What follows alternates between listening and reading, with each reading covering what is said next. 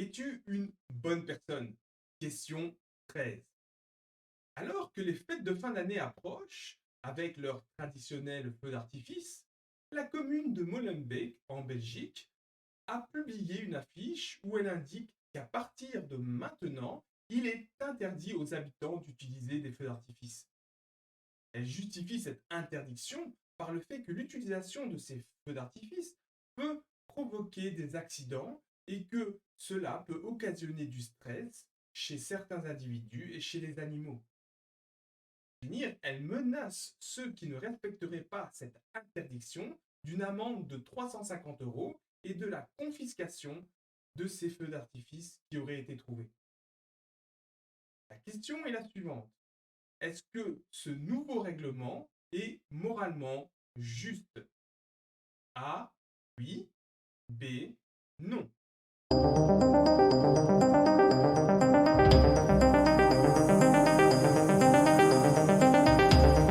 La réponse est non. Ce qu'il faut bien comprendre, c'est que quelles que soient les bonnes ou mauvaises intentions qui se cachent derrière ce genre de règlement, dans tous les cas, on ne peut jamais demander réparation pour un crime qui n'a pas été commis. Cela signifie que quelles que soient les actions que vous faites, si votre action ne fait pas de réelles victimes, vous avez tous les droits d'effectuer cette action. Dans le cas contraire, si votre action fait des victimes, vous devrez réparer les dommages causés aux victimes. C'est aussi simple que ça. Dans le cadre de cette affiche et donc de ce nouveau règlement, il justifie des sanctions sur base d'hypothétiques victimes, et cela sans compter que les 350 euros ne répareront en rien les dommages causés aux potentielles victimes.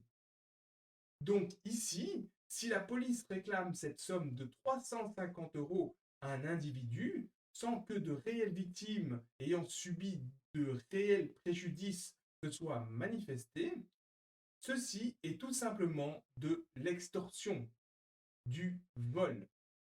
Il s'agit également de vol si la police confisque ces feux d'artifice avant leur utilisation.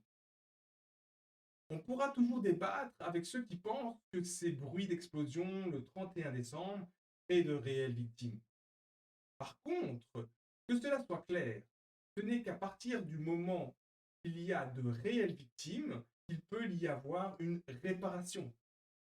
La punition ou la demande de réparation préventive est tout simplement immorale.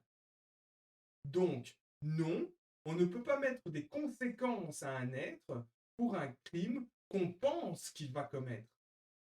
Je sais que pour certains, c'est difficile à comprendre et que les gouvernements utilisent ces actions préventives quand bon leur semble, mais ceci est complètement immoral.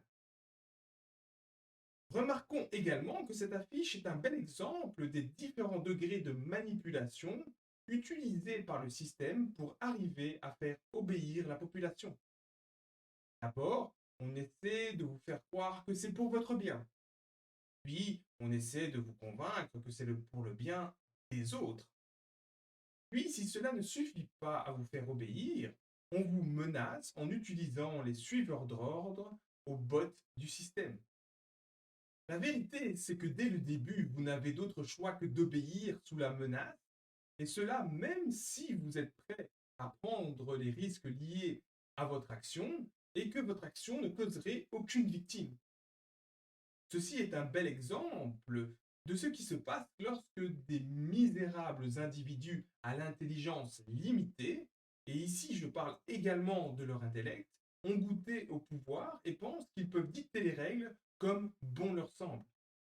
Ceci est la suite logique de ce qui s'est fait pendant les confinements, avec les interdictions de sortir de chez soi après une certaine heure, les interdictions de voir qui bon nous semble, les masques obligatoires dans la rue, les interdictions de boire dans la rue, etc., etc. Toutes ces violations des droits et des libertés fondamentales n'avaient aucune justification valable, si ce n'est les délires d'abrutis. Demandez-vous pourquoi ces petits dictateurs ne commencent pas par interdire les fast-foods et 90% de la nourriture de grande surface. s'ils se préoccupent tellement de votre bien-être et du fait que vous puissiez, par exemple, faire une crise cardiaque. En sachant bien évidemment qu'une telle interdiction serait elle aussi complètement immorale.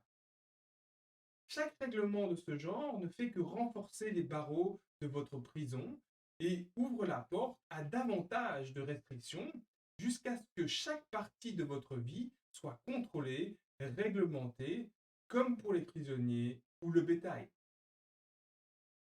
Pour en apprendre davantage, vous pouvez aller voir mes vidéos Les confinements transgressent-ils la loi naturelle et Vivons-nous en esclavage. Des liens sont en description de cette vidéo.